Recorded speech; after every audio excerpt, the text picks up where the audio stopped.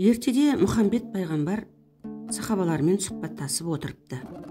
Жүрек көзімен қараса, жандарында ібілісте жүр екен. Пайғамбар одан: "Ей малғын, мұнда не істеп жүрсің?" деп сұрайды. "Мен үшін қолайлы мекеннің бірі есінеген ауыз. Ауызды ашып есінесе, байқатпай түкіріп жіберем. Сосын ол адамның аузы бейпіл сөзге бейім келеді" депті. Пайғамбар оның сөзін естіп селт ете қалады. Сол сәтте Тәңірі одан қорғанудың сырын ашады.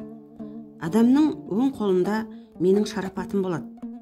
Есінеген адам алақанымен аузын жапсын.